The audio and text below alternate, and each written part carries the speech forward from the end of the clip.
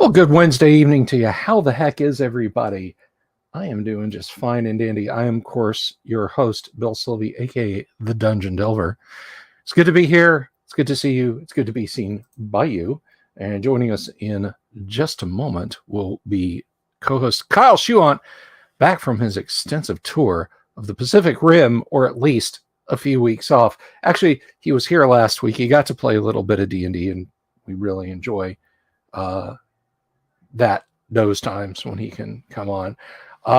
So without further ado, let me introduce a guy who really is one of the best in the business. And I don't say that just because he's the only person who would take job as co-host. My pal, Kyle Schuant. Kyle, good morning to you. How are you, sir? Hello, boys and girls. So what's happening, my friend? Bill said the best in the business, but he didn't say which business. I did not say which business. I left it open to interpretation. Everyone's a genius at something. That's what we're told. It's all part of our, I am unique and special like everyone else. Yes, exactly. So, we Dunning-Kruger effect, I've heard of that, but I don't want anything to do with it. So anyway, it's good to see you, my friend. We asked almost a month ago now, I think. Yeah, looking at the post a month ago, we basically opened our hearts to you guys and asked, what looming questions about Dungeons and Dragons do you have? Classic Dungeons and Dragons. I can't tell you how many silver pieces an hour you'll earn as a barista in Gloomhaven. I can't help you out with that. Go ask Wizards of the Coast. They control it now. But what we can do, at least a little bit, is discuss some of the ins and outs and the intricacies of classic Dungeons and Dragons. And we did get a few questions. And if you guys have any questions that just spring to mind, feel free to ask them in the chat. But I think it would definitely behoove us to go ahead and address those people who have been waiting on tenterhooks now for almost an entire month to answer their questions. So without further ado, I'm looking over at the YouTube community. And if you're watching this later and you're like madly typing something in to the comments below, that's fine. We'll do this again. So let's see. I think we'll start with the oldest question here, and this actually comes from Coolbot, who says, if you're in melee with a foe and have a weapon capable of being hurled in your hand, spear, hand axe, dagger, etc., can you hurl said weapon at a different foe?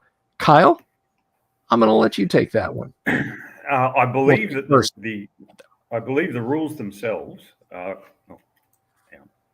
better. I believe the rules themselves are blank on that question. But the rules themselves also say some other things that not many people do, such as when you do missile fire, it hits a random combatant which not many people do. Most people allow you to aim at a particular victim, so that you can have, for example, 6 men-at-arms throwing 3 darts around all of the hill giant or something like that. Just a subtle hint. So anyway, so I don't believe the rules cover it. The way I treat it is basically, once you're within 10 foot of each other, you're in melee. So then you don't do any more missile fire because you can't, because you lift up your javelin to hurl it or something, and somebody will stab you. So you're either in melee or you're doing missile fire, not both at the same time. That's how I treat it. Yeah, and I think you and I are very much in agreement there. This is where I'd put, the Kyle and Bill's scoreboard up into one with ding and both, I guess, if we were doing something like that. No, you're not engaging in missile fire when you're in melee. If a player absolutely insisted on it and said, look, I know the orc is right there, I'm throwing the jab, I would say, fine, you are armor class 10. If you're literally not paying attention to the guy, you're armor class 10. At most it would be a 4 for the foe, because if they attack you from behind, then they get a +4. So I would say, yeah, they get a +4 to attack you while you're doing that.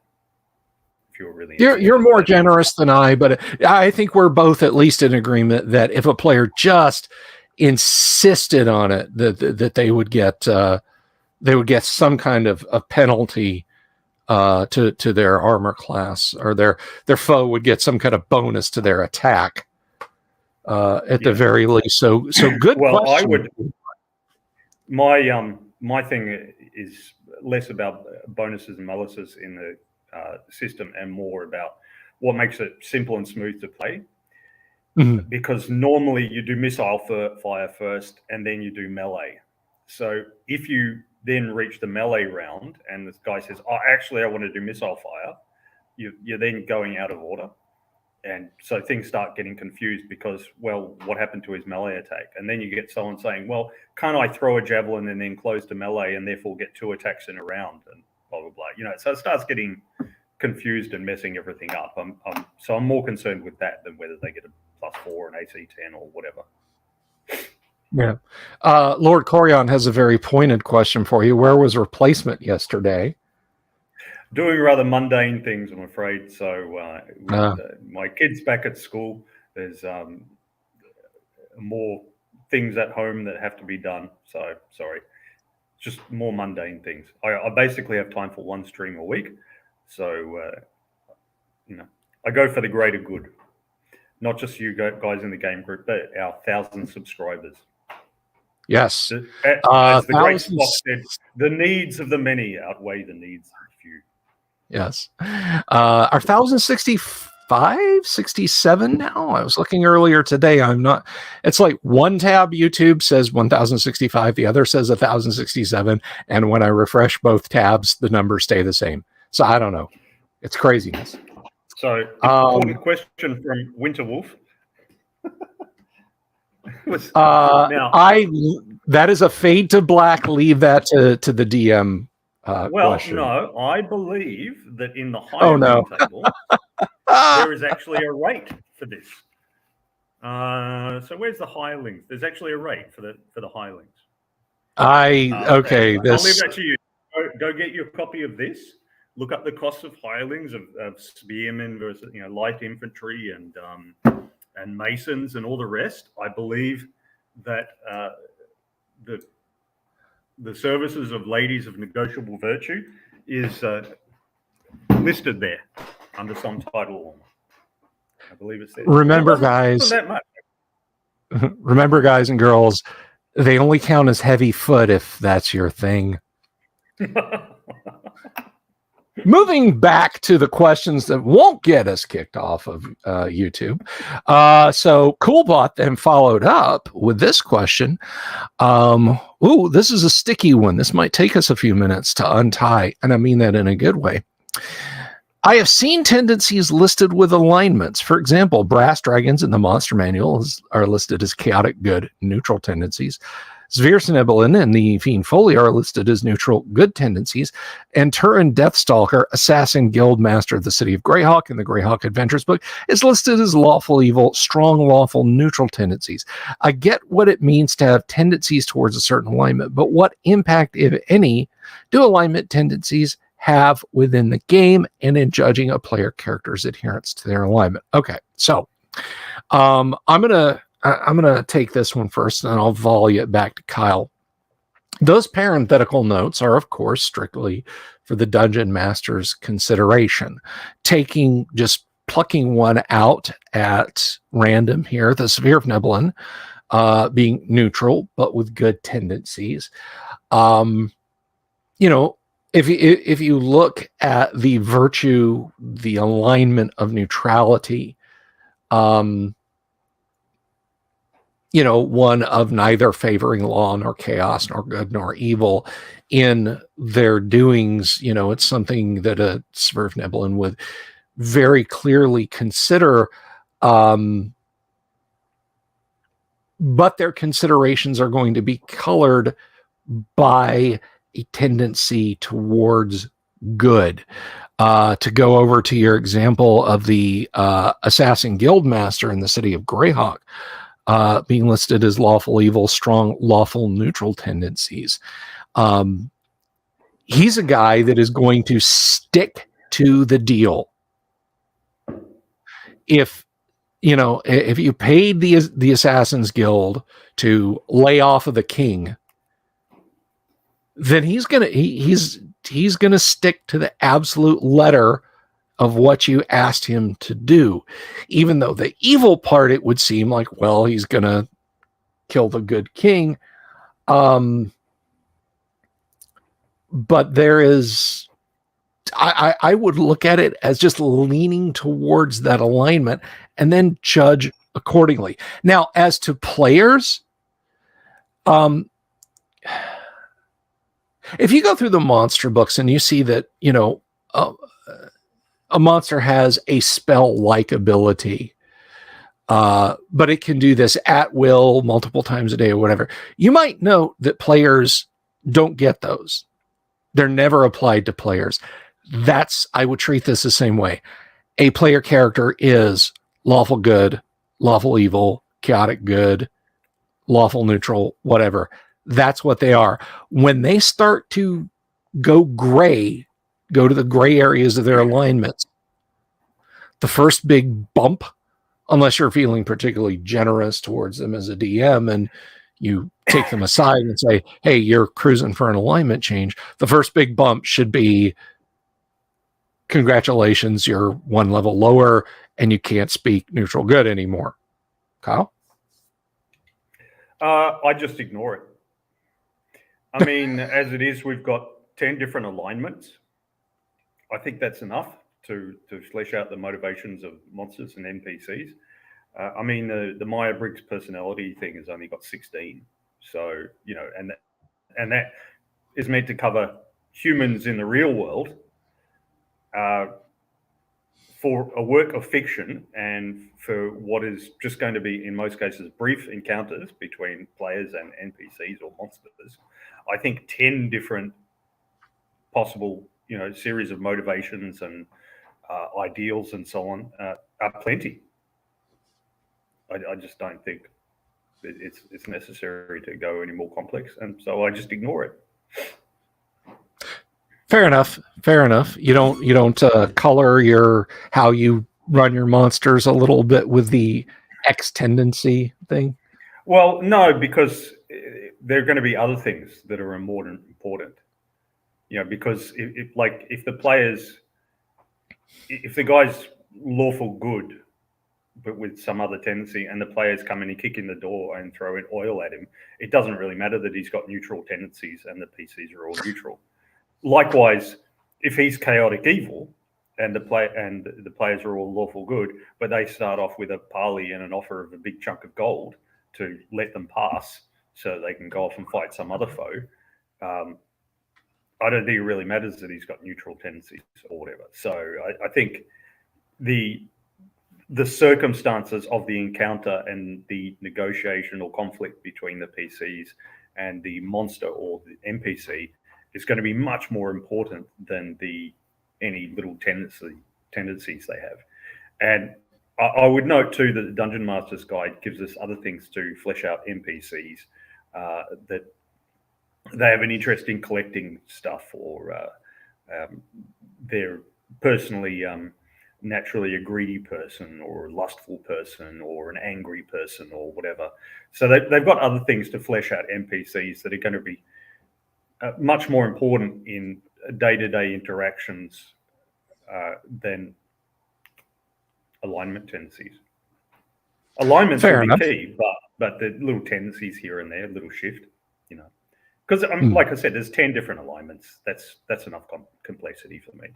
It's kind of like it's like when you look at a system like Rolemaster has, I can't remember now, 10 or 12 different attributes for the character. And in play, you didn't really get much more out of it than you do with D&D with 6 or GURPS with 4. You know, it's... Yeah, I always just think, does adding this... is it going to add something to the game? And in many cases, not. So, you know, I go for the simplest I can. All right. Okay, so this was from a week and change ago. Vince Snetterton asked us, yesterday I DM'd my first session of AD&D in some 35 years. Welcome back to the fold, Vince.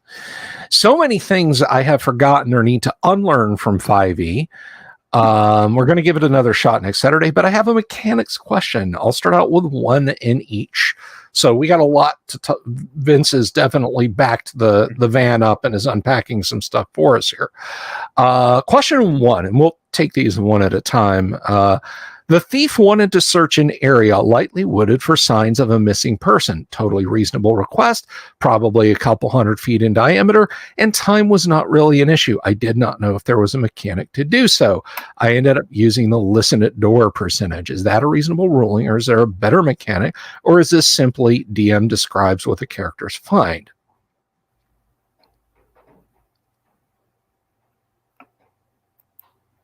Oh, you want me to take that one? Yeah, okay. Yeah. Yeah, over to you. I think that's a reasonable solution from a strict rules perspective. You might say that that's more of a ranger thing to do, ranger with their tracking and so on. And this also comes into how you conceive of each character class.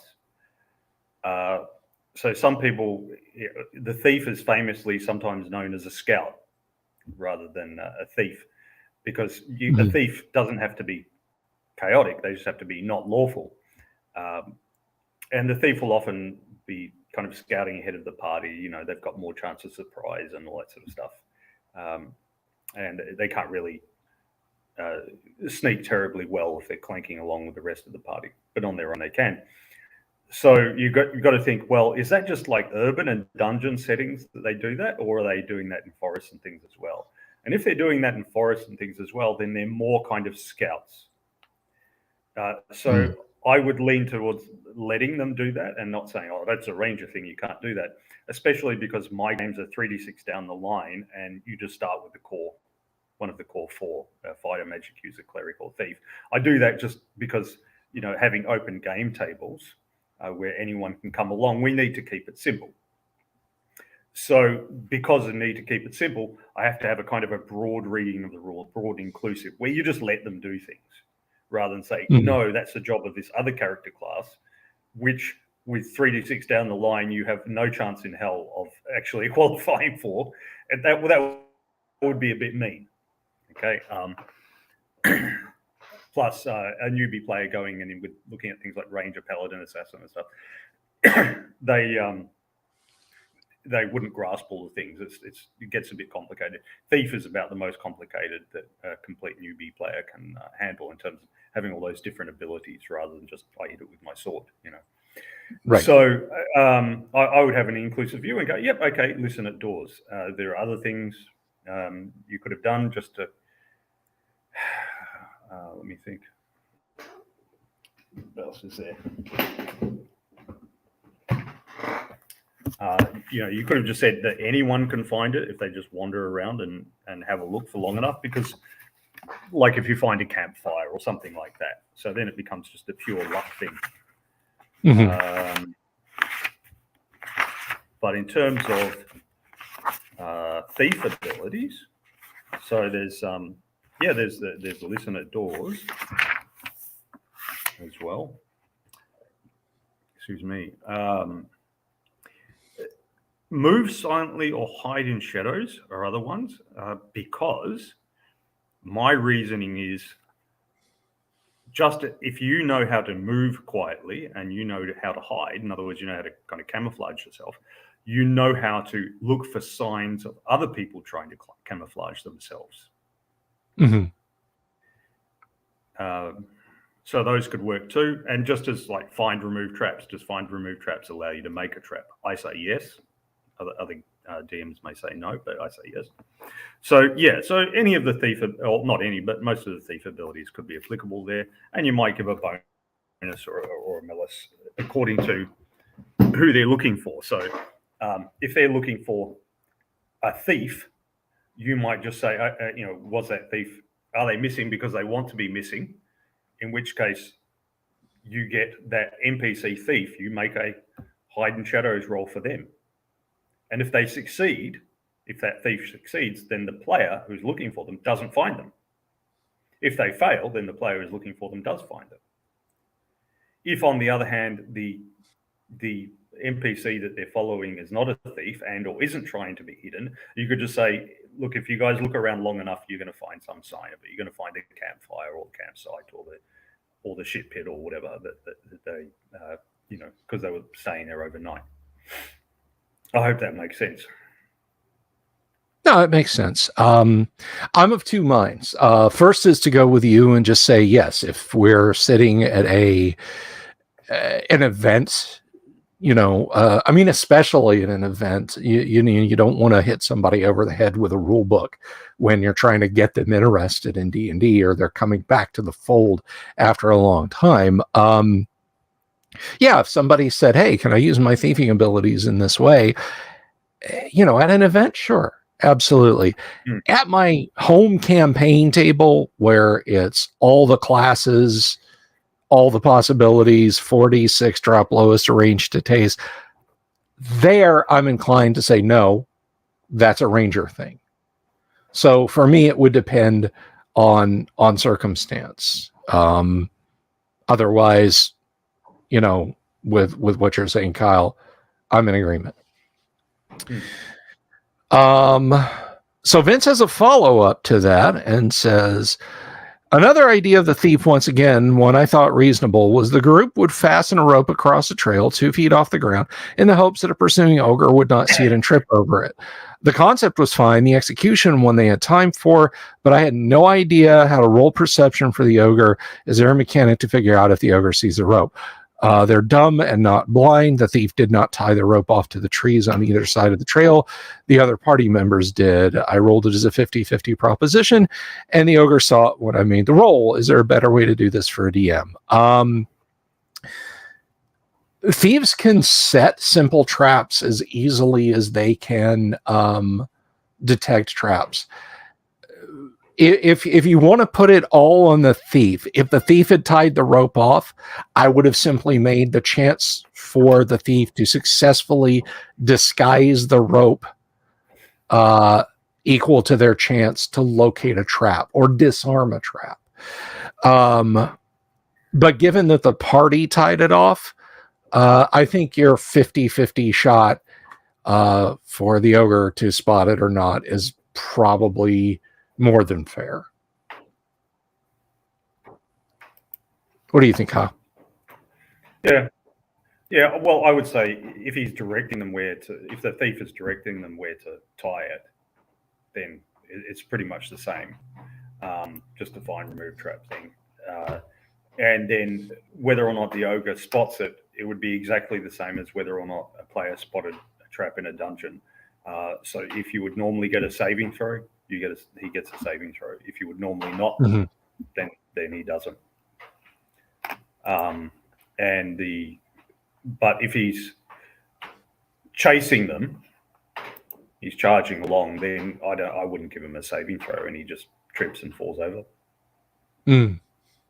Right on. The same, or if he did get a saving throw, it's just chance in that his stride happens to take him over the rope. It's just sure. Yeah, they're long step. Yeah.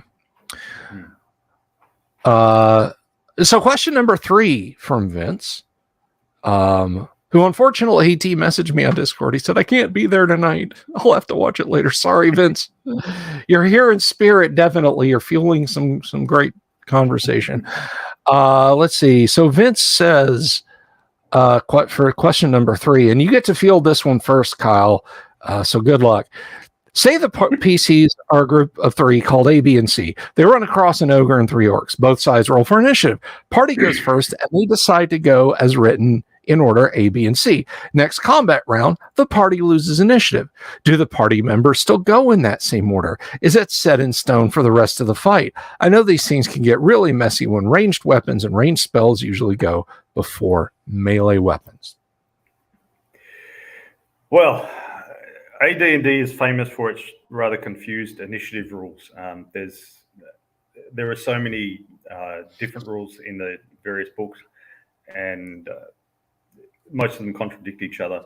There was an attempt by some guys at Dragon's Foot to summarize and simplify it.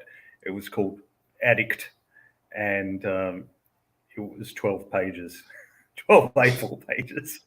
So, they're famously messy. So what your question really comes down to, though, is group initiative versus individual initiative. Because are A, B, and C really going one after the other, or are they just going together and you're just resolving them in order? Because you as DM, you can't resolve all the players' actions at the same time because they roll their dice and you have to look up charts and stuff. But you have to resolve them one at a time. But that doesn't mean that they're taking place in that order. Does that make sense? So there's your resolution of their actions, and then there's the order that the actions are actually happening. The way I treat it is that their actions are happening simultaneously. The enemy goes, the party goes. The enemy goes, the party goes. The enemy goes, the party goes. So the actions within one side are simultaneous, unless you have equal initiative, in which case both sides go simultaneously. Now you get into a thing which is really about how generous you are as a game master. Do the players have to state and stick to their actions during a round, or can they change them during a round? Because if you've got A, B, and C each attacking separate targets, you can get the situation where A and B are both attacking, say, an ogre, and then C is dealing with 3 orcs. A and B, and then if they're fighting away, and then A takes down the ogre, B was going to attack the ogre, now he wants to turn and attack the orcs. If you are saying that A, B, and C are acting in that order, not just resolving their actions in that order, but actually acting in that order, then B can turn his attack to the orcs instead. If you say that they're all acting simultaneously, B just gets to beat a dead horse, or in this case, ogre.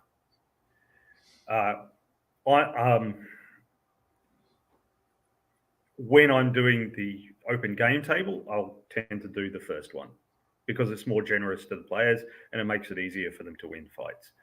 When I'm doing a regular game group, I'll tend to do the second one because you decided you were going to attack him. Mm-hmm. You both stab the guy simultaneously. Neither of you actually know which was the fatal blow. Neither of you know, but because to your perception it's going. So the distinction has to be between the order the actions happen in and the order of resolution of the actions. And because, as I was joking on the Discord, we should really expect more than we're getting from computer games, because computer games have got a massive RAM, and we humans have got about 8 bytes of RAM.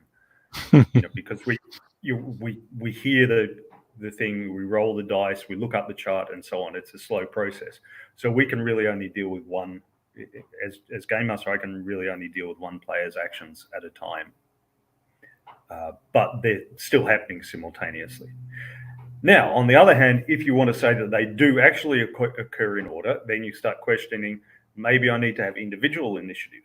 And then so A goes, and then 2 members of the enemy party go, and then B goes, and nobody's following it, and then C goes, and blah, blah, blah. And you get into that thing, we were talking about RuneQuest a month or so back, where people have strike ranks, and it just goes down through that, and it may not be the enemy, then the PCs, then the enemy, then the PCs, and so on.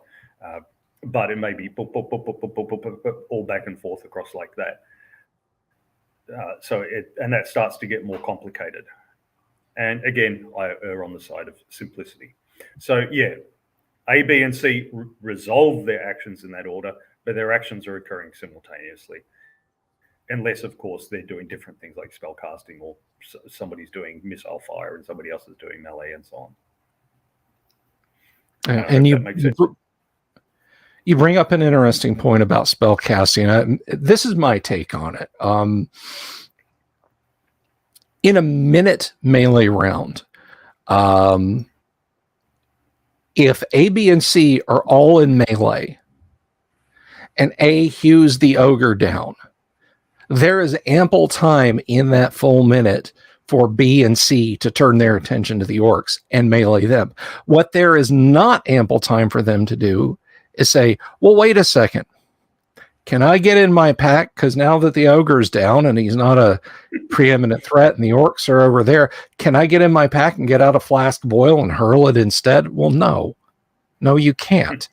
And I do get this question from time to time in event games and my home games sometimes, as people say, ooh, I know I started casting this spell in this round, but I see that the ogre's fallen. Can I not cast that? No. Sorry.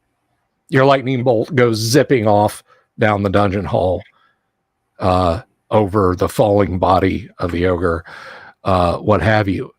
When you're talking about a simple action, I hit it with my sword, I stab it with my spear. Moving a few feet to the left, or, well, a few feet to the right or a few feet to the left is... it's a fairly simple matter. But switching one complex action to another, no. You're committed to the stab or the throw or the shot or the spell or the quaffing of a potion. Well, I don't need potion of fire resistance. They killed the salamander. Too bad. No, see, I wouldn't say that, because melee, yeah, okay, it's a minute-long round, but, I mean... You strike the guy, he doesn't just drop, boom, and then disappear like in a computer game. He'll go, and then stagger around, and you're not quite sure yet. Is he down? Is he going down?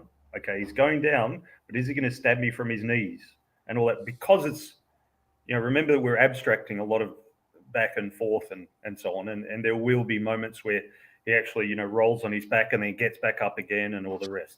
So I wouldn't let them. Like I said, in an open game table, I'd let them, with newbie players now, I'd let them change their actions in a round and attack somebody different, just to make it easier for them. But in a regular game group, I wouldn't let them. Okay, no, that's what you were going to do, so you get to beat a dead horse. Fair enough.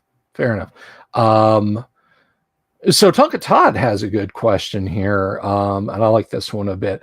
A friend of mine and I had a great discussion that brought up this question: was the difference between OD&D and basic and expert, aren't they the same?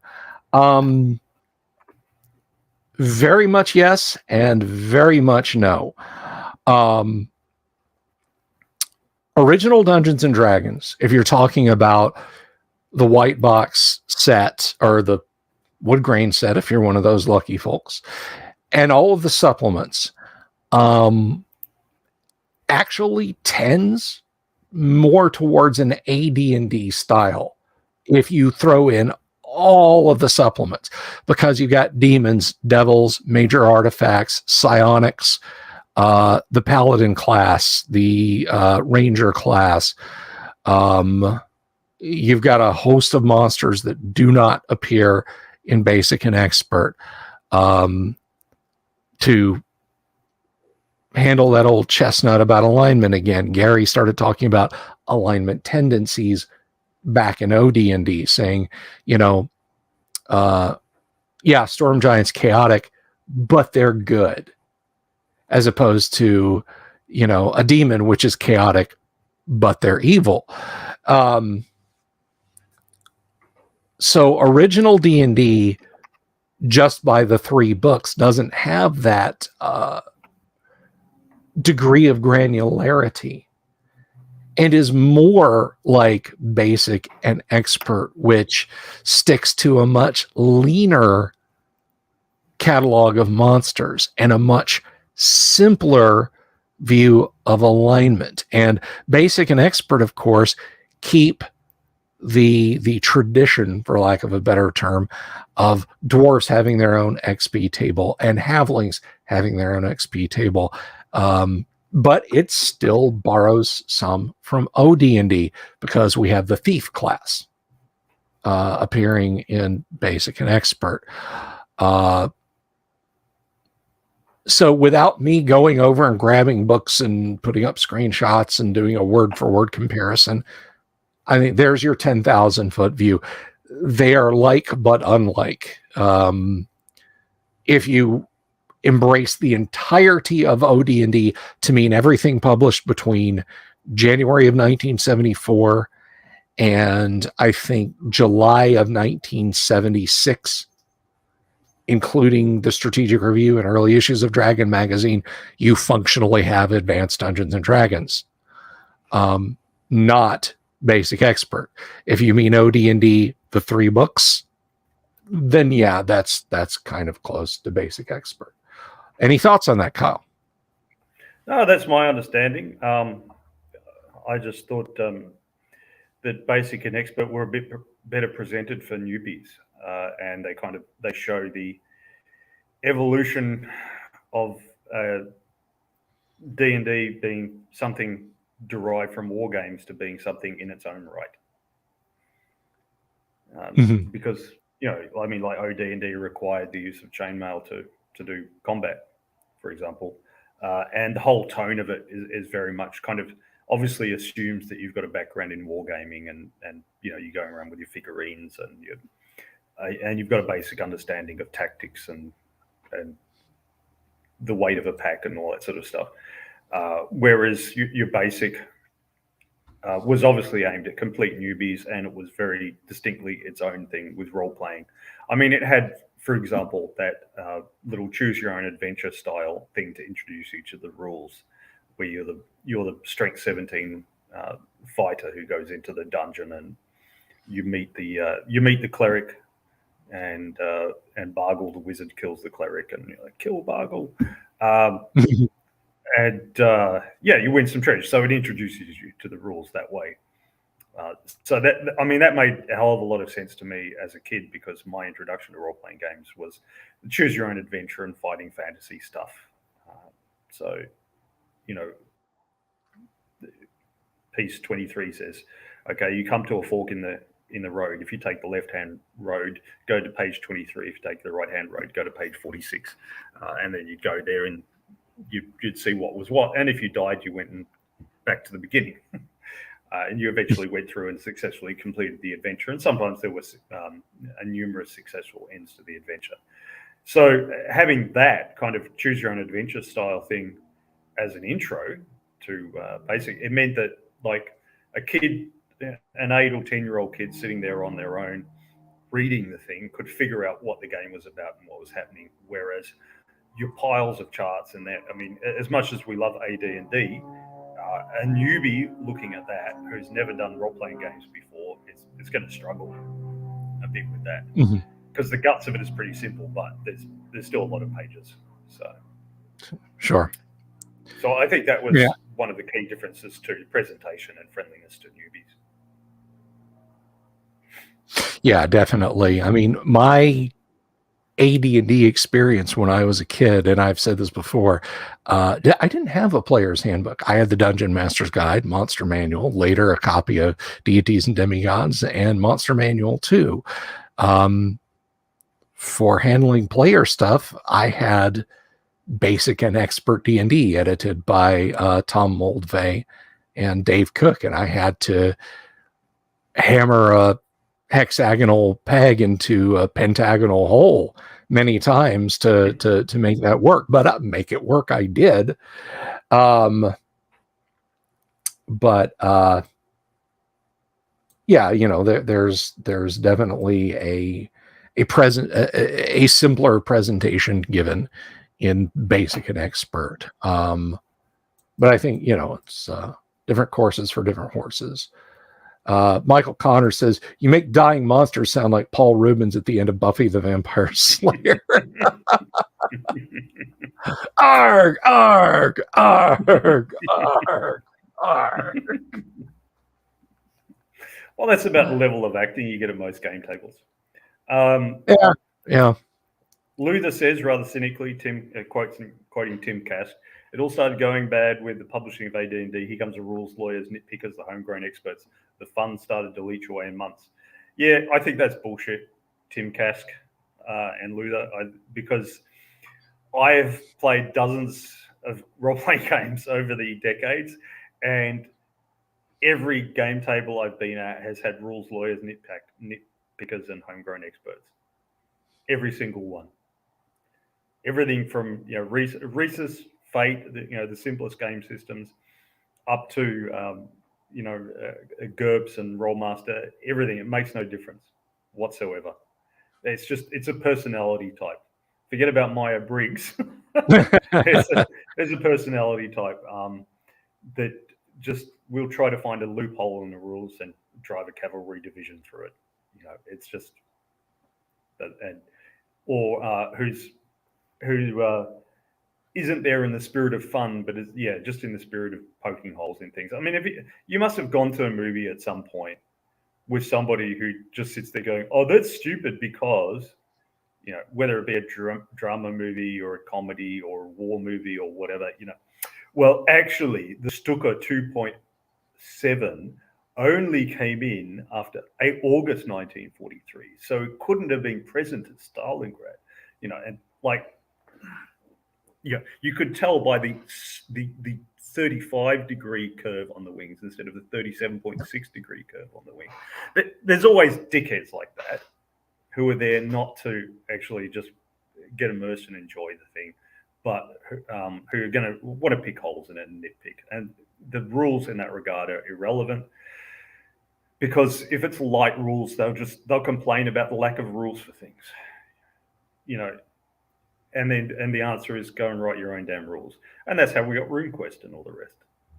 I mean, that's not to put those games down. It's because players said, at some point, a dungeon master said to Steve Perrin and that, he got tired of, but what if I want to hit him on the leg so that he doesn't die? Or, it's like, well, go and write your own rules. And off he did. Raven C.S. McCracken, according to his account, was playing with Gygax. And he always have a caveat when you're talking about Raven. According to Raven. Yeah. Well, this is what he told me over a nice salmon lunch down at the Key in Seattle. He's a lovely guy, very enthusiastic about gaming, but he's crazy. So crazy in a fun way, but crazy. Anyway, he told me that he was playing with Gygax down in Florida, and he said, but why can't I have a wizard with a big flaming sword and all the rest? And he's like, well, you're a magic user, you don't have swords. Oh, but what about Gandalf? Why can't it be Gandalf? His basic thing was, why can't I be a flying bear with laser eyes or a raccoon with a bazooka? And Gygax said, well, this is D&D, and if that's what you want, go and write your own game. So McCracken did. Boy, did he. Yeah.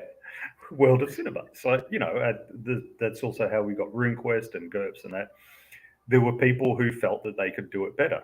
You can look at John Kim, his website. John Kim's a list of role-playing games. He's got a list of free role-playing games, which is, last I checked, it was like 1,500, and then published role-playing games, there's a couple of thousand.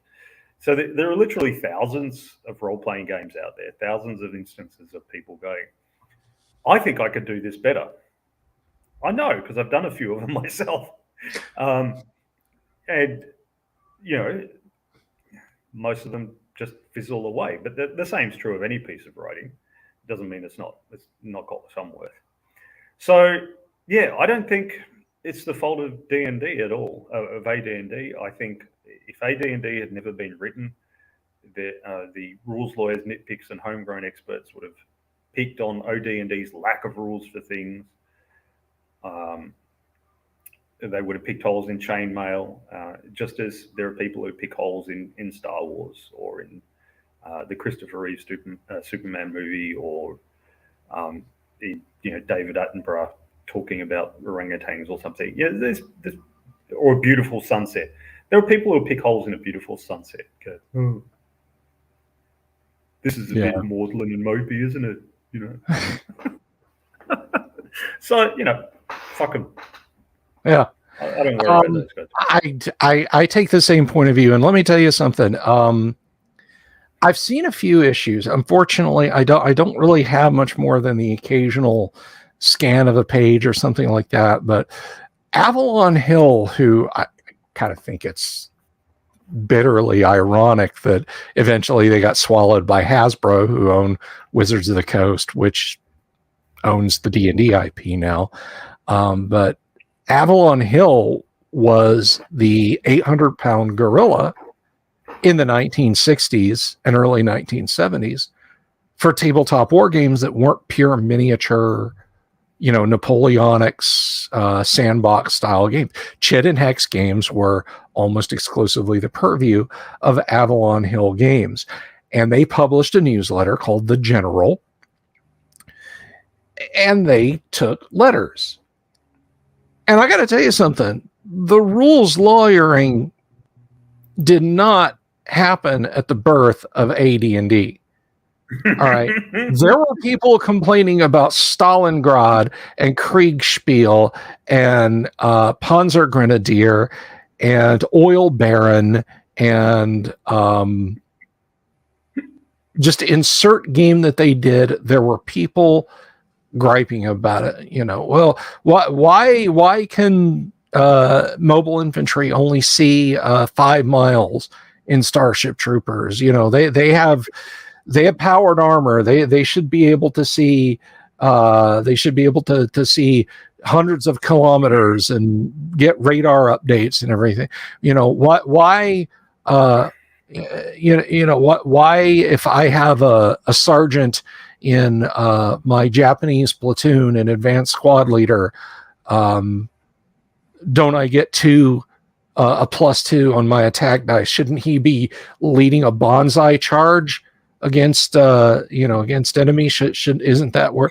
And it went on and on and on like that. And that's just in a few scant issues of it I saw. It was never, ever a rules thing. Did you ever play, Kyle? Maybe you did. Maybe anyone out there. Have you ever played War when you were a kid?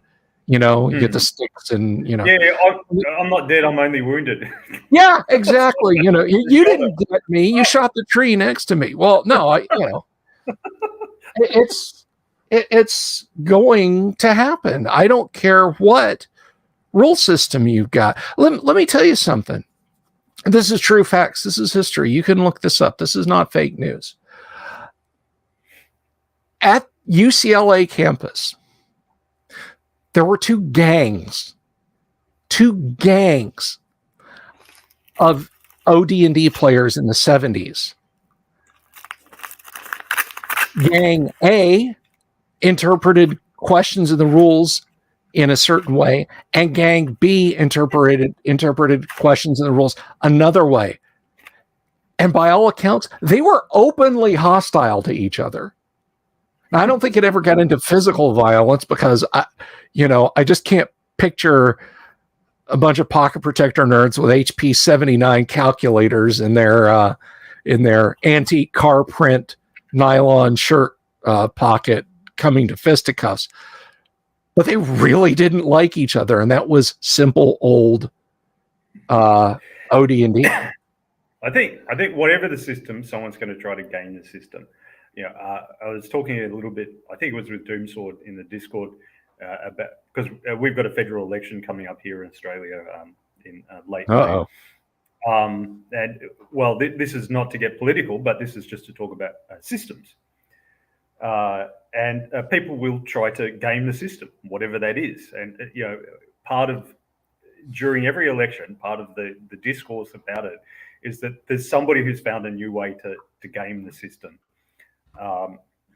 So, for example, we've got a preferential system where you just number your preferred candidates 1, 2, 3, 4, 5.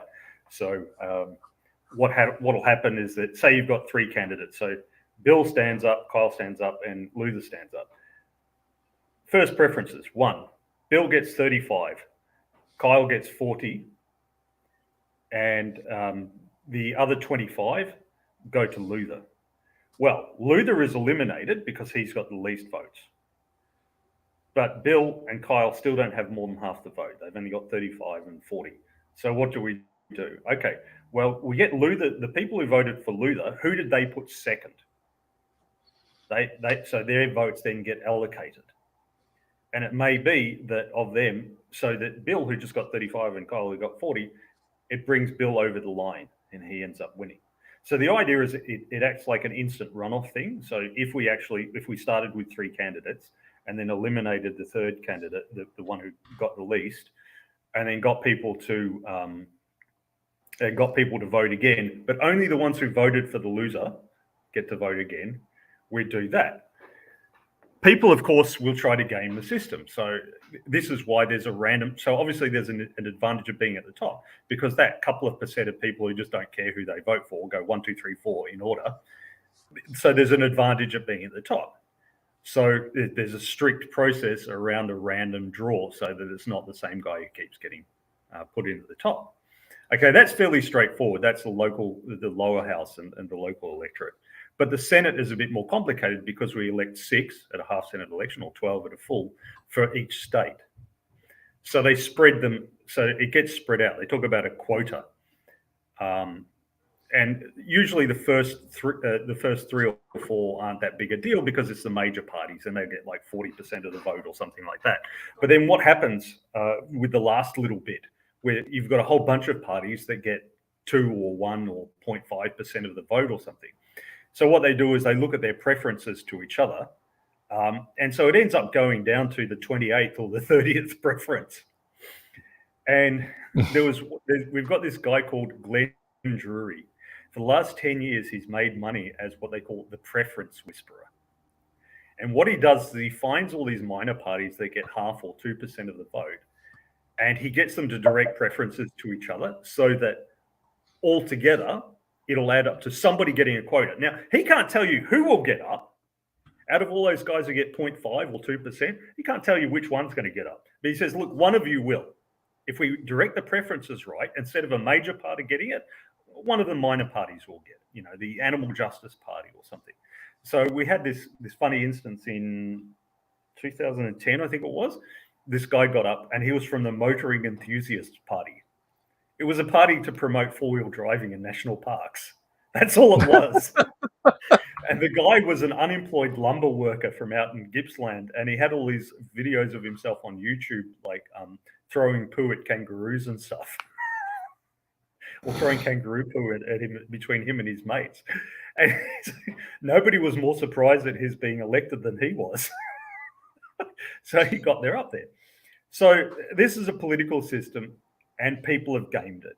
And of course, if you have a different system, people will just figure out a way to game that system. The rules lawyers will come in and try to exploit the holes in it. Every system is going to have holes in it. Every single one that you can possibly come up with is going to have some flaws. Your hope is that all the different kinds of flaws will sort of balance out. And that's why you've got like 2 chambers of parliament and stuff, that, okay, one is a bit, it's got its flaws, but maybe the other one, it's got different flaws, and that maybe balances things out a little bit. And then you've got your executive and all the rest. You hope it sort of more or less comes out right. And it's exactly the same thing with game systems. It doesn't matter how simple or how complicated you make it, it's always going to have flaws. You just hope that they're not too gross and awful that mess everyone's lives up, and they balance up. So I have to prepare to do my democratic duty in the next week or 2, decide who to vote for. These are all the people who want to be in our Senate. Oh no, it goes out. These are all the people. It's because there's 6 people to go for the Senate. So 6 people, and then a couple of dozen parties. You pretty quickly end up with a whole stack of candidates. 60 or 70. It's complicated enough, and the more complicated it is, the more people will game it. That's just look at the tax system. So I don't think it's into RPGs at all. Yeah, and it's certainly, I mean, even if it was, it certainly wouldn't be endemic strictly to AD&D. I mean, Tim Kask has made a name for himself as being quite contrarian. He I always love struck me as AD&D. bitter and twisted about something or other. Yeah, I love AD&D. Okay, I love AD&D. It is for all the reasons I've explained before. As a player, as a DM, I just love first edition AD&D. I never felt like I was being cheated, like I was being shorted, like I was having training wheels bolted on my bicycle, as it were, in playing AD&D. But rules lawyers are going to rules lawyer. I could gather 7 people at random, and my copy of Metagames Dragons of Under-Earth, which is or rather Lords of Under-Earth. I don't have Dragons of Under-Earth. I ain't that rich. Lords of Under-Earth, and assemble a group. 2 of them at a minimum are going to try and lawyer that system up. And it is GURPS. It is a 3-stat GURPS like system. It is what GURPS grew out of. So I don't buy D&D was ruined by AD&D, and I don't buy Tim Kask's thesis that Gary hated AD&D and thought that people who played it were a bunch of ripe suck idiots. So like I said, I don't know. I dropped my mic, but this is too expensive. I don't know Tim Kask, but I've seen a lot of comments from him here and there over the years, and he always seems bitter and angry about something. Maybe that's just when he's motivated to type. Maybe he's a completely charming, normal person in person, but it's only when he gets angry and goes on an old man rant that he starts typing. I on a couple of occasions, and I would never pretend to say that I know Tim Kask, or much less say that we're friends, but I've met him a couple of times, and I found him to be just a mildest mannered, nice old guy. He was running a chainmail game, but an historical chainmail game. It was the Battle on the Ice. If you're familiar with back in ye olden days when German Teutonic Knights decided they were going to massacre a bunch of Russians, and on their mighty war horses, they were led out onto a snow-covered iced lake, and the peasants fell back and fell back and fell back, and then eventually the ice broke under the German horses and left them stranded. The horses trying to flounder in freezing water, and then the peasants moved in and killed off the ones who they could easily reach. But the problem kind of solved itself. But with watching Tim, they're not shaking their fist and saying, "But I can swim in plate mail." Yeah, exactly. I saw a YouTube video. But no, I watched him run that game, and I was fascinated, and it was great. And I talked to him. I've got his autograph on some of my OD&D stuff, so I guess it's his jam to be a contrarian on YouTube, on social media about AD&D, because I don't agree with his thesis. Tonka Todd says one AD&D DMG is in my opinion the best DMG. Yes, it is. It absolutely is. So I have just a bare question, and I'm going to bounce this over to you, Kyle, and then anybody else that wants to chime in on this. Yes, I occasionally do have questions myself. Detect magic. If someone is under the effects of a charm or suggestion or geas or quest, any other kind of spell that is making them do something, does detect magic cast on them reveal that they are so ensorcelled? What do you think, Kyle? My instinct is no. But on the other hand, my instinct is there must be some way to tell. But then again, you would hope that the role playing, the character's behavior would tell you anyway. Yeah, so my instinct is know that the person hasn't become magical. Detect magic is when there's that sort of magical essence in the thing, and it can now do magical stuff. So my instinct is know that it wouldn't come up. But on the other hand, I'm not fond of things which there's, you get no saving throw, rocks fall, you die, that kind of thing. And saying there's no way to detect it strikes me as a kind of a rocks fall, you die kind of ruling. Mm-hmm. So I would say no, you can't do detect magic, but you should be able to figure it out from their behavior. Sure. Yeah. You can figure out if a person's drunk or they're stoned by their behavior.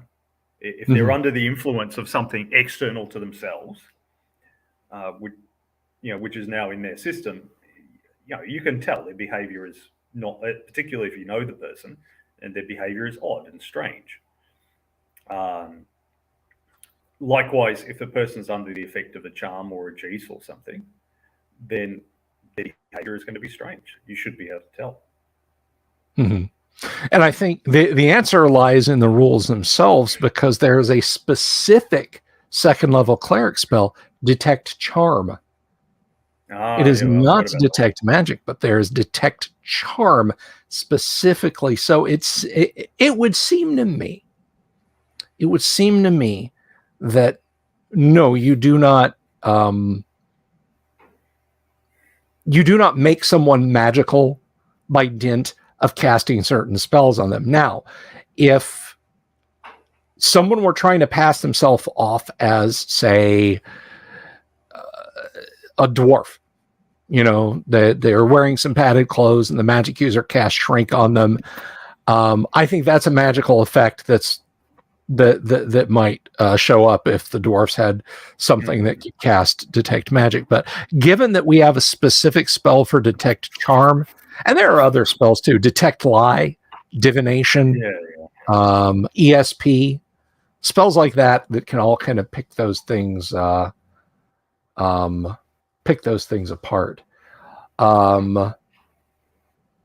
But yeah, I feel like simple Detect Magic is not gonna pick that up. You're not getting that for free, as it were. Okay. I don't know why I'm in drone vision now. Why is there somebody in your campaign who's charmed? No. I just it was always one of those head scratch. You wouldn't be able to tell them if they were. You wouldn't be able to say publicly if they were. So guys, if you're listening, you watch out.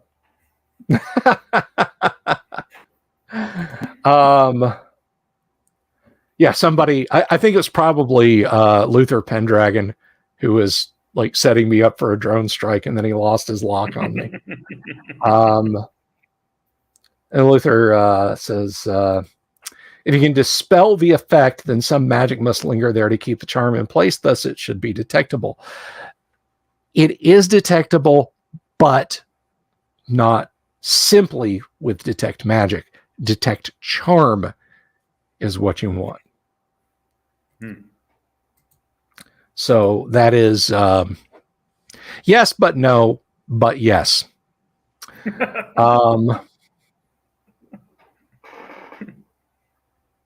So let's see. Detect Magic just makes it go. And since we're going down the rabbit hole of Detect Magic. See, I'm reminded here of Jordan Peterson preaching about self-reliance and restraint, and then ending up in a Russian rehab facility. The general thing that people tend to preach angrily against their own worst flaws. I see Luther digging into this thing. If you can dispel the effect, then some magic must linger there, blah, blah, blah. So when he's talking about his worry about rules lawyers and people quibbling about the rules, Are we really talking about a general problem or just Luther's problem? That's, not to attack our listeners or anything, but sometimes we will look at game rules or a game group or something like that and see a problem. Maybe there's not really a problem there. Maybe it's a problem with ourselves. There's something else that's going on. I've had that many times over the years. Like I felt that somebody else in the group was a bit loud, and I realized that I was being a bit loud, and they were just trying to be heard above me. so I had to tone it down a little bit. So I think that's worth considering as well, because in the end, a role-playing game is a social way to be creative with friends, as my friend Aaron puts it. So it is a little social thing, and it's about how friends interact, or at least friendly people interact. So you've often got to look at that rather than thinking, is it this? Is it no? It's all this, or whatever the rules are. It's all this pile of paper and numbers and charts and things. Well, maybe, or maybe not.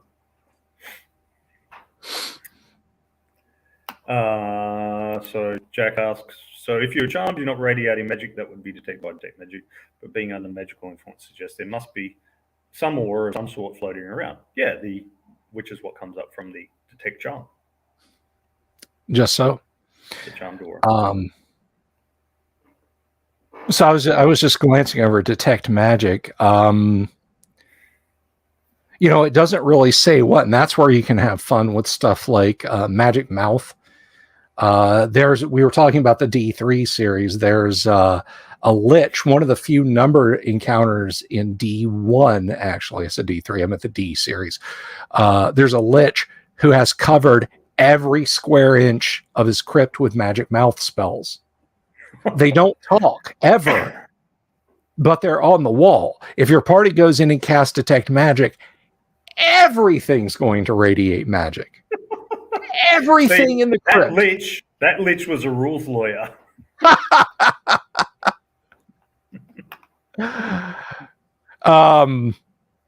But detect magic says, when it's cast, the cleric detects magical radiations in a path 1 inch, it's 10 feet wide, and up to 3 inches, 30 feet long, in the direction he or she is facing. The caster can turn 60 degrees per round. Note that stone walls of 1 foot or more thickness, solid metal of but 1 inch thickness, or 3 inches more of solid wood will block the spell. The spell requires use of the holy symbol, et cetera, et cetera. So the detect magic spell, it doesn't tell you what kind of magic. It doesn't indicate whether, is it explosive runes? Am I about to get a face full of fireball? Or is it magic mouth cast there by the rules lawyering lich? Dungeon Minister asks, would it reveal a connection between charmed and charmer? I would say no, because it's not in the spell description.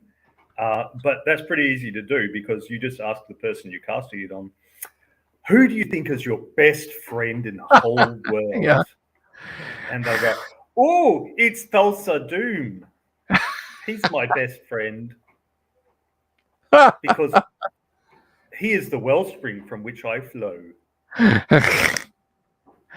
How can I know myself if I don't know his emptiness? Or who is my father now, if not him? He gave me the strength in my body. For 1,000 years, he has watched me. I am the gleam in the eye of Set. Exactly. So you just ask.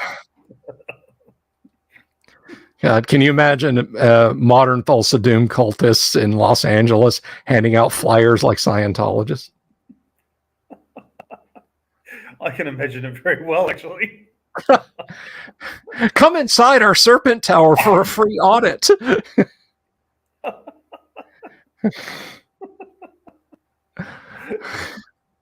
God. What? Okay. What about detect invisibility versus detect magic on an invisible monster? If I would say this, If the monster has an innate invisibility capability, then it's going to take detect invisibility to see him. If they've cast a spell, drunk a potion, used a ring, then either detect invisibility or detect magic will work. Well, I wouldn't say a potion, but I would say You wouldn't say potion? Well, no, because it's now inside them. But so shielded by the invisible body. But a ring, it would sort of wait 2 hours, glow. then you'll detect the potion. It's kind of like the ring, though. I'm imagining kind of like the glow on night vision goggles. You know, it's just this little green gleam in the darkness. Yes, but only visible with a detect magic. And of course, Luther and I are just like playing dodgeball. You, me, and Luther are just playing like a 3-person dodgeball, where we just keep throwing the nitpicking ball back and forth at each other, seeing who's going to get hit first. So what would you do, Kyle?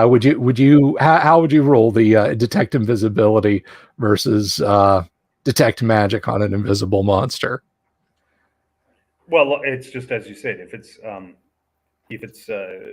part of the monster, if it's a monster's ability, then okay, just the detect invisibility will work.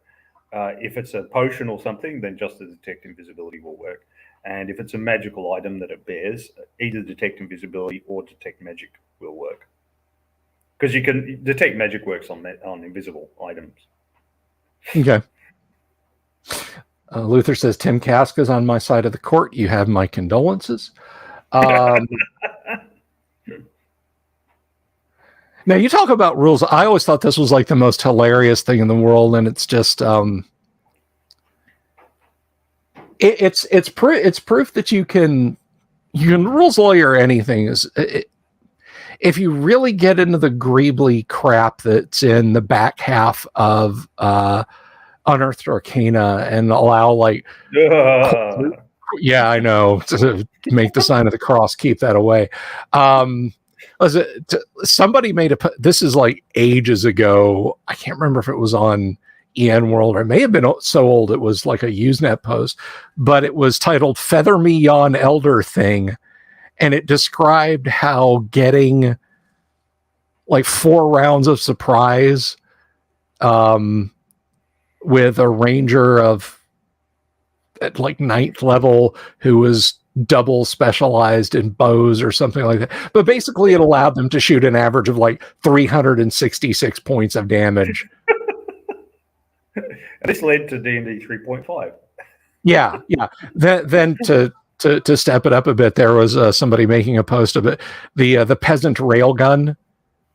And they were actually, in their defense, they were using it to point out the absurdity of not using common sense in rules lawyering situations. But they said, you get a line of 100 peasants and you go to the far end of it and you give the first peasant like a deck peg, like a wooden peg, and you tell them to hand it over the shoulder of the person in front of them. And what happens is, based on how exact 3rd edition's actions worked, and they had said, okay, assume the deck peg weighs like 2.5 pounds or 1.5 pounds or something. But basically, by dint of everybody handing this peg to the next person in front of them and its weight, by the time the last person takes it and throws it, it's got enough kinetic energy that like fires like a rail gun at near relativistic speeds or something. And I just laugh and laugh and laugh, because by the book, by the rules, that is permissible. Nowhere in the rules does it say, hey, DM, if somebody does something really stupid, just don't let them. It reminds me, there was, so I played this computer survival game called Long Dark, and you just go around surviving in the Canadian wilderness, basically. Anyway, they in one of the updates a while back, they brought in an attribute you could get called well fed. So if your character had not been down to starving in 3 days, because you usually are starving. But if your character had not been down to starving in 3 days, they would get a bonus called well-fed, which meant they could carry another 5 kilograms. They could normally carry 30. Now they could carry 35. Okay, great. And there was this guy praising this and saying it's so good. He said this is such a good little game mechanic because there's no way to rort it. There's no way there's no loopholes in it. There's no dodginess about it. You just go out, you do your hunting and gathering and that, and you get your food, and you get fed up, and you'll be better, and then you can carry more stuff. And whereas if you don't, then you can't carry more stuff. There's no exploit available. He said, and I say this as a gamer who and he mentioned it and nobody else knew D&D was, I think. He said, D&D 3.5, I figured out how to make a toad that could go at Mach 2.4 in 3 seconds of acceleration.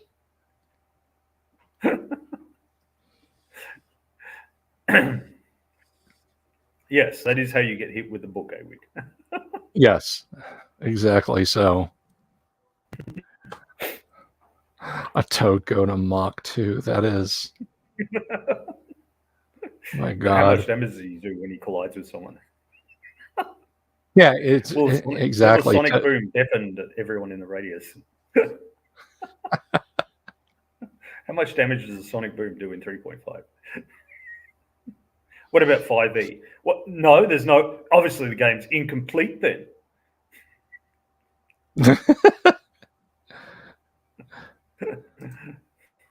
Dungeon Minister says the long dark is what we call January.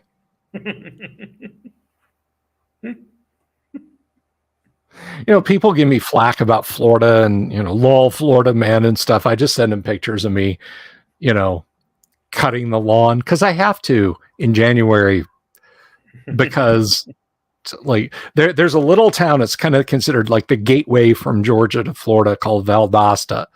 Like, if you're like 5 miles north of Valdosta, you're getting snow flurries. And I'm literally like on days like that in Florida, again, out doing yard work in my shorts and sneakers and t-shirt. And this is why in D&D you never ask what the weather is, because the GM will get the weather charts, the only useful part of the wilderness survival guide. Roll up the weather, and it'll always be raining. I have the someone was kind enough to make a website tool for generating the weather in Greyhawk, and it's still miserably cold where my party is in Greyhawk. I try to match up the seasons to where they are in our reality, and I've come to the conclusion that the Flaness and its environments where you do all that adventuring, that's nowhere near the Flaness equivalent of Florida. So Damien's got a plan for the D&D version of Starship Troopers. Befriend a silver dragon, craft a stone or iron golem, cast feather fallen golem, deploy golem via airdrop. There you go. Yeah, so drop them on kingdoms that are overrun with aspis. There you go. The weevil insect men. Bugs, Lord Rico. Millions of them.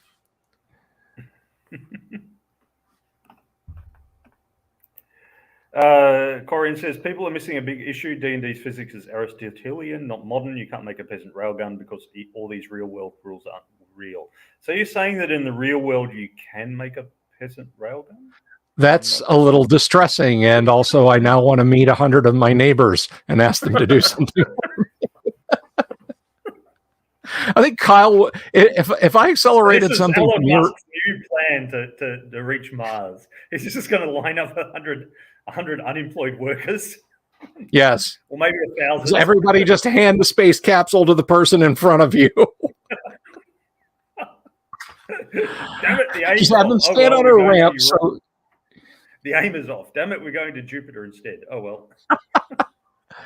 I think if I accelerated something to near relativistic speeds here in Florida, you'd hear the boom where you're at, Kyle. So what's the basis of your post-apocalyptic setting, Bill? Oh, well, one day Elon Musk lined up 1,000 peasants in Africa and they tried to throw and the world handing a waves. cracked the crust of the earth. It's a more efficient way to take down a fortress wall than using meteor swarm. Darn straight. Have you ever seen that, Kyle? Have you ever seen that that meme that goes around about the this is why this is why I don't invite engineers to play D&D anymore. I did, and like 5 minutes into the game, they asked if they could build this, and it's an RPG round for ballistas made out of a bag of holding stuffed in one end of the warhead and a rolled up portable hole in the other. So when it impacts, the portable hole is forced backwards into the bag of holding, and it destroys everything in a 10-foot radius per the rules. Yeah, Chris says the speed of sound doesn't exist. MA might not be real in D&D.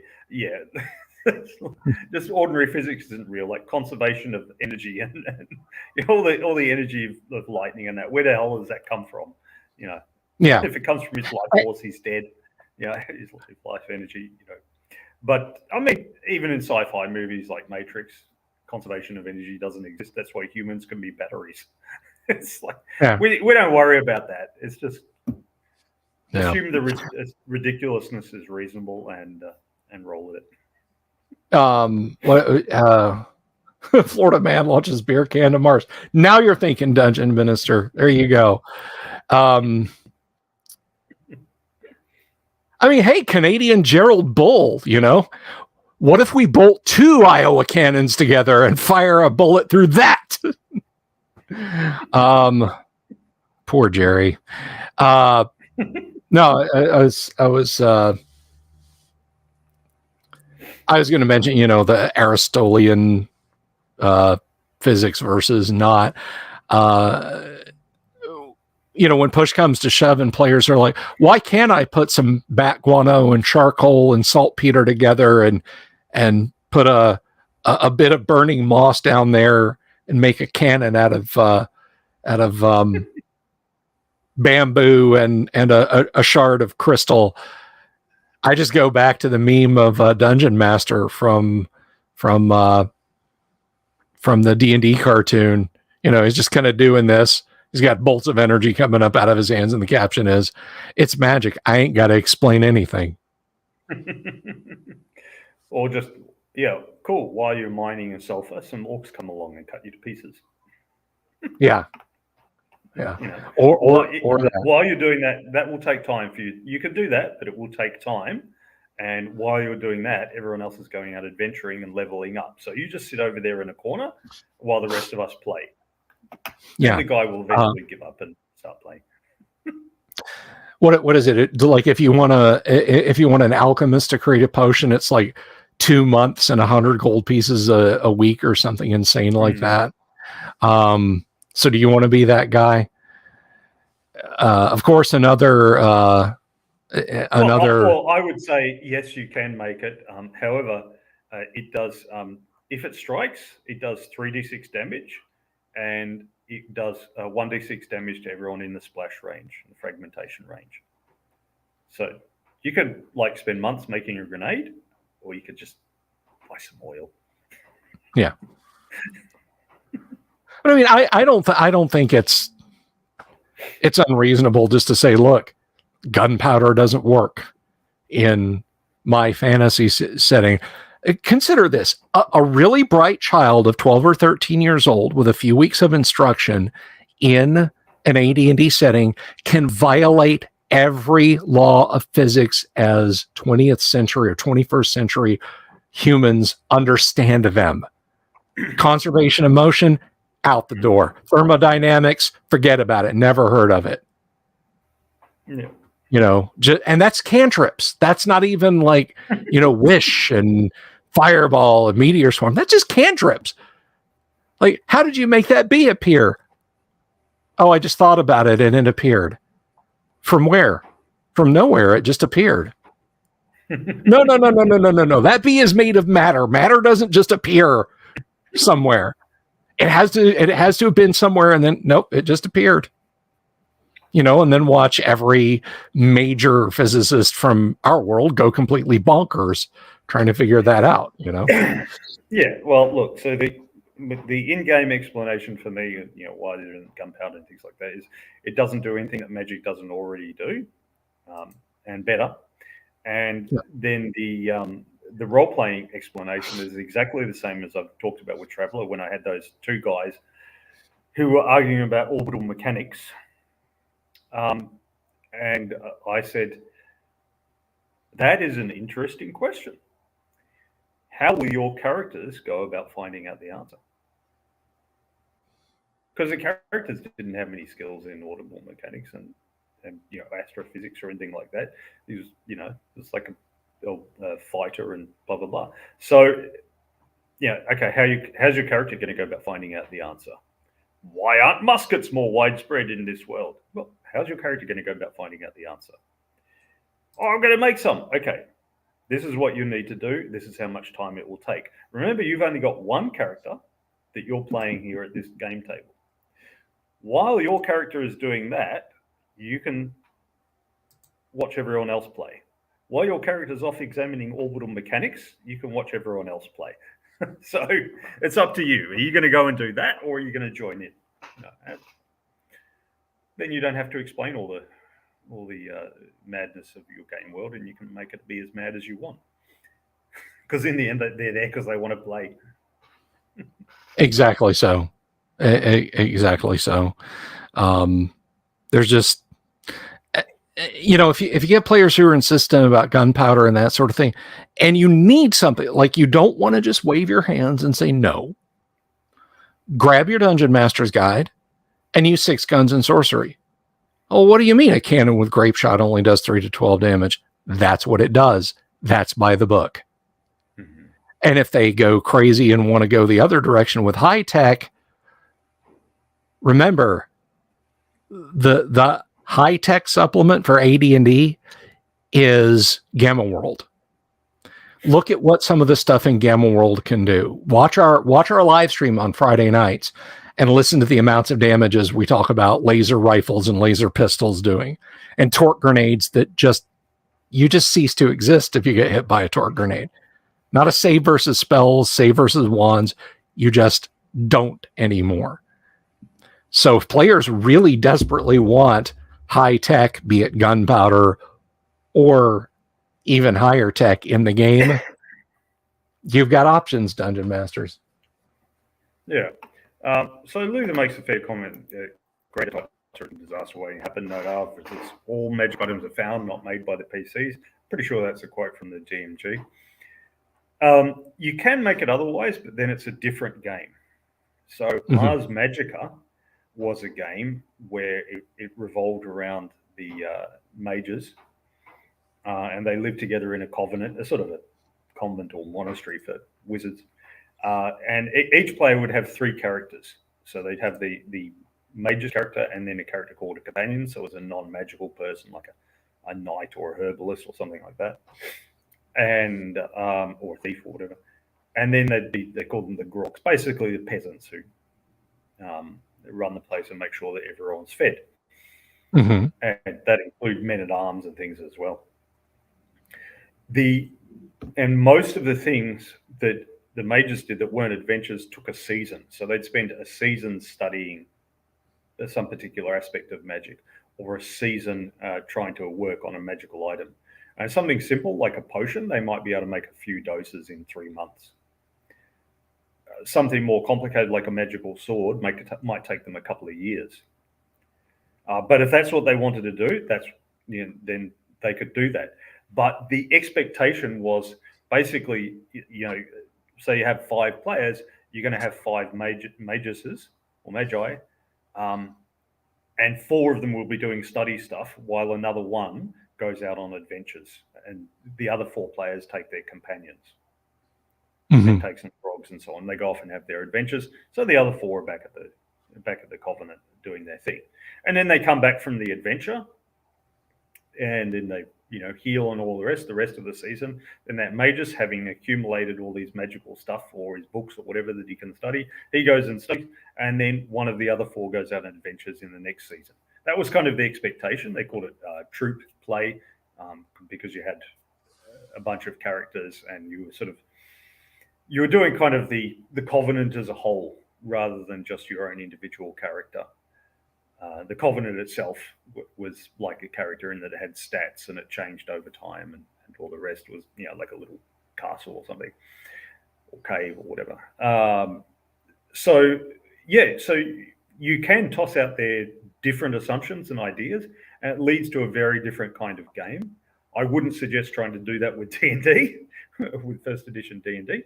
But there's the game Ars Magica where people do that. It's a bit kind of thespy, but people did it and enjoyed it. I did. It requires a regular game group. It'd be terrible for an open game table, but great for a regular game group that's together for years. I've done it and had fun with it. Yeah. Now, Jack Photon brings up a good point about the cost, just in XP terms, of potentially even being able to create magic items. Now, your mileage may vary, but my take with magic items in my AD&D campaign is very simply that Greyhawk is a post-apocalypse world. You're finding +1, +2 swords, rings of protection, so on and etc. Because ages ago, when the 2 kingdoms destroyed each other, all that stuff was fairly common. Now it's scattered out. It's hoarded by monsters and lost in caves and so on and etc. Nobody's out there churning them out, not even +1 daggers. That stuff is a limited commodity. That's why there's no magic shops.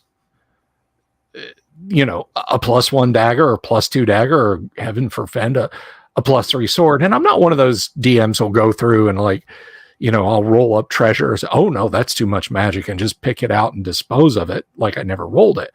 But at the same time, that stuff gets snapped up. I mean, imagine finding out that there was an online comic book store that had 4 wood grain OD&D sets for a couple $100 a piece. They wouldn't last seconds. They get snatched up. In 1974, let's say you hop in your time machine and go back to 1974 and tell a hobbyist who's got one tucked under his arm with a copy of Panzer General and a set of those weird multi-face dice, that's going to be worth about $10,000 in 40 or 50 years. He'd look at you like you'd lost your mind. Another great post-apocalypse game I like playing, and it follows in the same vein, Twilight 2000. You find an anti-tank missile, you use it on a Russian tank to get them out of the way, a valuable target, whatever you use it on.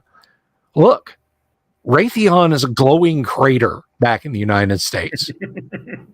So is Rheinmetall, and so is whatever factories made them in the Soviet Union. When you pull the trigger on that thing and let it fly, you better hope the target was worth it and hope that it hits, because there aren't anymore. And if your players come at you with, well, look, it's just a rocket in a tube, and making a rocket's not that hard, and some optics and a little bit of radio okay, fine.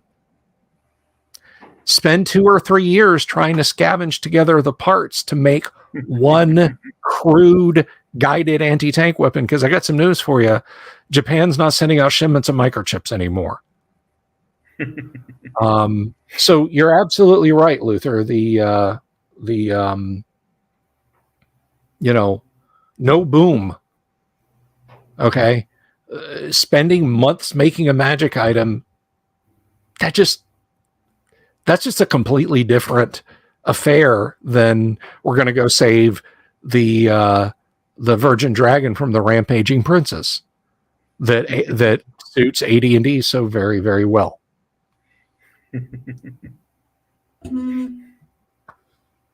But anyway,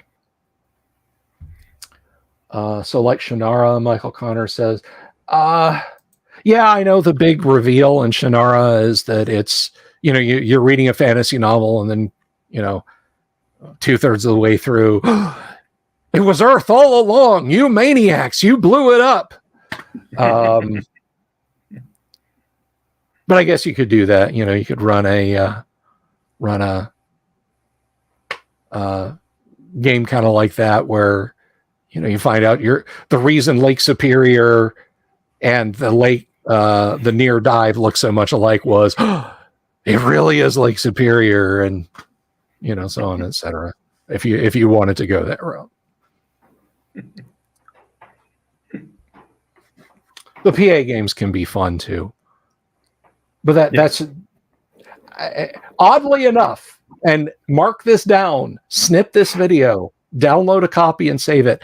I think myself and Kyle and Luther are all in agreement about, well, I'll just make my own magic items. Because I don't think we're going to come in alignment like that again for a long time. Well, Luther would just say no. I would say, sure, you can go ahead. Is the rest of the party going to wait for you while you're doing it? And so, but the same goes for when they're doing their weeks of training and all the rest. Is the rest of the party going to wait for you? Jack Oton says, we regularly took our Archmagi out of action to create personal magic items for up to a year of game time. We gamed other characters for a while. I'd do that. You just don't get to game other characters. Yeah. Well, there you go. Yeah. And Corian says there needs to be a fallen Roman Empire or equivalent. Yeah. I mean, that's how I always viewed it. Historically, I believe that's where a lot of the ideas of buried treasure and everything come from. Because when the Britano-Romans pissed off from Britain after the legions withdrew, a lot of them left buried treasure behind because wealth was in they couldn't put it in electronic bank accounts, so they could physically take it with them, in which case they might get robbed along the way, or they could bury it somewhere because they were hoping to come back someday. And of course they didn't come back. So, and I'm sure that over the next couple of 100 years there was a lot of digging going on in the hopes, there used to be a villa here. All right, let's look in their backyard and be ferociously dig. We've got to dig it up to plant the corn anyway. So let's just dig a bit deeper. Here in the U.S., our big finds are, Indian arrowheads and so on, etc. But in Britain, it's like full suit of armor, bag of what used to be salt, and a clay jug with 2,000 silver solidi in it that you find in your backyard. Whereupon the British government swoops in and says, "Right, do you have a license for that, mate?" That goes off to the British Museum. There's a Twitter account I follow, just making fun of British stuff, and by British, and they've got a little image where they've got the Leaning Tower of Pisa, and you know how everyone goes up to the Leaning Tower of Pisa and posts a picture of themselves holding it up or something like that. They've got a picture of them them holding open a backpack underneath the Leaning Tower of Pisa. As if they're nicking it, and they tag the British Museum. And the British Museum blocked them.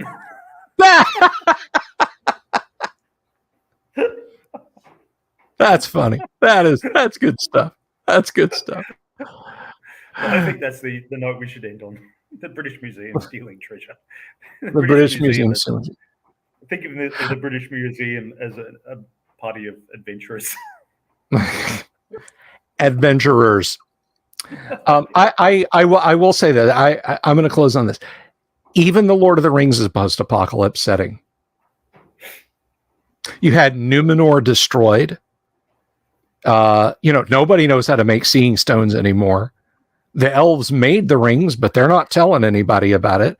The magic swords, Orcrist, Sting, and Glamdring all came from Gondolin. Gondolin was wiped out at the end of the First Age. So Middle Earth is, Rohan is a good afternoon's drive. Like I could drive from Orlando, Florida to Atlanta in about 7 hours more if I stopped for lunch, which I would. So call it 9. But that's not that great of a distance. In Rohan, they have no idea that halflings even exist. So you yeah, had to walk there. Yeah, exactly. Or even ride a horse. But the point is, Middle Earth is very much a post-apocalypse setting. And certain powers are coming to rise in that post-apocalypse. Certain warlords are taking over old territories. So like Sauron is Shalaman then. He's trying to rebuild the empire. Exactly. For good. But we all for good. All right. So you'll be back next week then, Kyle, yeah? Yes, of course. Good. We look forward to seeing you there. Tomorrow night, guys, you don't want to miss, because Steve Marsh of TSR fame will be live on this show, and we can pepper him with these questions. Luther Pendragon can yell at him about AD&D instead of me for a change. But no, Steve will be here, and we're going to talk to him about his days at TSR, what he did after, and any projects he's got going right now. So don't miss it. You don't want to miss that. Steve Marsh. It'll be a lot of fun. I will, of course, be back tomorrow, and then again on Friday when we'll get our Gamma World on.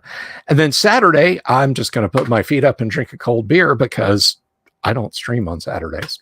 So, but I do want to take a minute before we go, before we pull the eject handle, and thank, try that again, Joshua Garlock, Lord Corion, Ricky Maru, Mobius, Kevin Reynolds, Doomsword Deathmaster, Mark Simpson, Damien247, James F. Keck, William Smith, The Dungeon Minister, Manny Wall, Mark Corey, Kevin Wood, Todd Sharp, Carnivore Farmer, which is just, that name scares the hell out of me. It still does. Rob can't say that or I'll get kicked off YouTubulus. And Jeremy Rule, Bo Ganora, Mikey Mank, and Sky Hernstrom are our Patreons, and of course, Subscribe Star subscribers. So thank you all very much for supporting the show. We absolutely. Do you think Kyle knows about Second Brick Doom Sword? Yes, I do, because I have a 10-year-old son who is forever hungry. I believe hobbits were based off small boys. So no doubt. Tolkien had in mind. Tolkien had a couple of sons. I definitely think that was on his mind. So again, thank you all. Those were wonderful questions. Now we'll do this again. You guys can come over. I'll put up in the Discord the link to the YouTube area, so all of our questions can be organized nice and neatly in a single place there, and you can ask these questions, and we'll answer them, probably to your disagreement, almost certainly to your disagreement, he said, looking at Luther's comment. Hey, Luther, rocks fall, you die. Good night. Good night, guys. Take it easy.